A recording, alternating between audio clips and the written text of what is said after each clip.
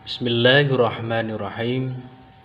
Assalamualaikum warahmatullahi wabarakatuh. Alhamdulillahirabbil alamin wassalatu wassalamu ala asyrafil anbiya'i wal mursalin sayyidina wa nabiyyina Muhammad wa ala alihi washabihi ajmain, amma ba'du. Kakak kelas 6 yang soleh-soleha, semoga kita senantiasa terjaga, terlindungi, dan dijauhkan dari mara bahaya, dan selalu diberikan kesehatan rohani, jasmani, amin Allahumma amin. Kakak-kakak kelas 5 yang soleh-soleha, pada kesempatan kali ini Bapak mau menjelaskan materi fikih tentang infak. Mohon dicermati, mohon dipahami. What is infak? Nah, infak secara terminologi yaitu berasal dari bahasa Arab yang berarti mengeluarkan atau membelanjakan harta.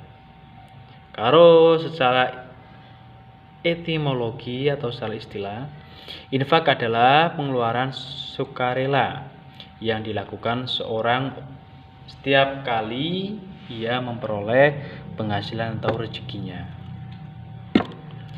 Terus membelanjakan harta dijelaskan dalam Quran surah Al-Anfal ayat 63 yang artinya, walaupun kamu membelanjakan semua yang berada di bumi, niscaya kamu tidak dapat mempersatukan hati mereka. Nah, terus memberi nafkah dijelaskan dalam Quran surah An-Nisa ayat 34 yang artinya, kaum laki-laki itu adalah pemimpin bagi kaum wanita. Oleh karena itu, Allah telah melebihkan sebagian mereka atas kebahagiaan yang lain, dan karena mereka telah menafkahkan sebagian dari harta mereka. Mengeluarkan zakat juga dijelaskan dalam Quran surah Al-Baqarah ayat 267 yang artinya, hai orang-orang yang beriman, keluarkanlah zakat sebagian dari hasil usahamu yang baik-baik dan sebagian dari apa yang kamu keluarkan dari bumi untuk kamu. Tujuan infak.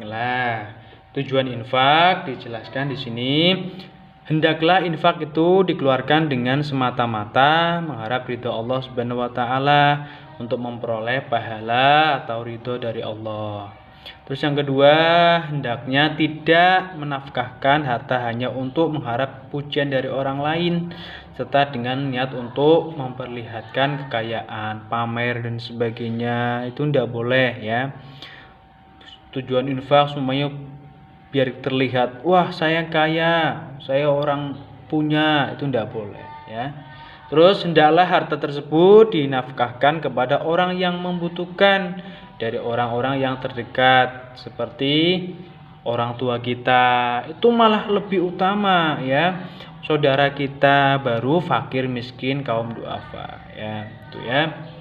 Jadi keutamaan infak itu adalah orang yang terdekat dahulu, baru fakir miskin, orang yang membutuhkan. Infak hendaklah untuk menolong sama di dalam masyarakat serta mewujudkan solidaritas sosial, agar manusia menyadari tanggung jawabnya baik terhadap diri sendiri, keluarganya, memperhatikan kesejahteraan sosial serta mendinamisir perekonomiannya. Untuk mengurangi beban begitu Baitul Mal dalam menghidupi orang-orang yang kurang mampu serta membantu negara untuk memberantas kemiskinan atau mensejahterakan masyarakat ya, itu.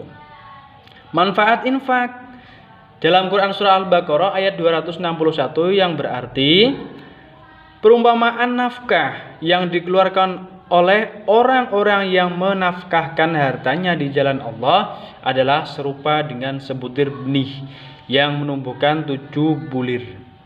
Pada setiap bulir 100 biji, Allah melipat gandakan ganjarannya ya, bagi siapa yang dikehendaki, dan Allah maha luas karunia-Nya lagi maha mengetahui. Allah memerintahkan manusia supaya melakukan infak dan membelanjakan sebagian rezeki yang telah dilimpahkan oleh Allah kepada fakir miskin, orang yang sangat memerlukan, dan untuk kebaikan dan kemanfaatan orang banyak. Itu ya manfaat infak. Terus dalam surah Al-Baqarah ayat 245 juga jelaskan, dalam surah Al-Hadid ayat 7, dalam surah Al-Fathir ayat 29 sampai 30, itu sesungguhnya orang-orang yang selalu membaca kitab Allah dan mendirikan sholat dan menafkahkan sebagian rezekinya yang kami anugerahkan kepada mereka, baik secara diam-diam maupun secara terang-terangan.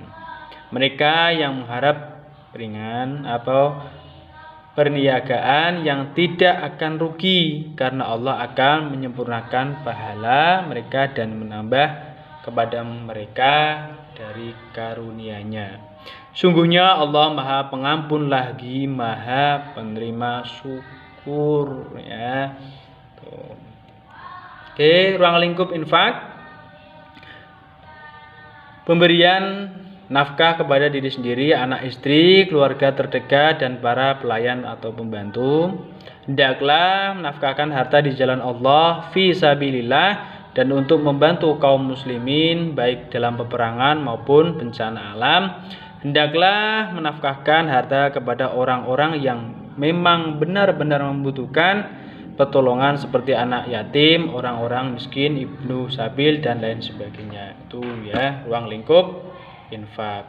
Nah, terusan pelaksanaan infak dilakukan dengan cara memberikan infak secara langsung kepada orang yang menerima infak, baik secara tersembunyi, rahasia, maupun secara terang-terangan, ya, asalkan dilakukan dengan cara ikhlas dan terlepas dari sikap ria, sombong, dan sebagainya.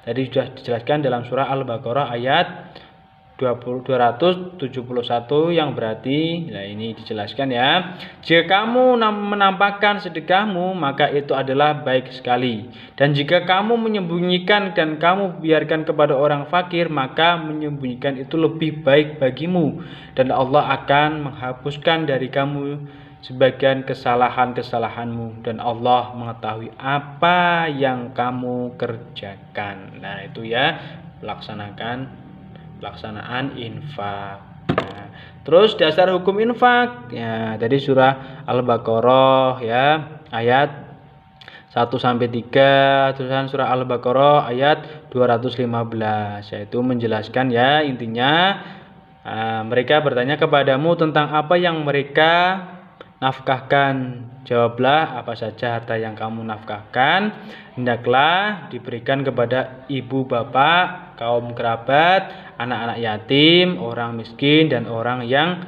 sedang dalam perjalanan. Dan apa saja kebijakan yang kamu buat, maka sungguhnya Allah Maha mengetahui. Jadi infak yang paling utama, yang pertama adalah untuk ibu bapak, kerabat, saudara, anak yatim, ya, baru fakir miskin. Ya itu ya.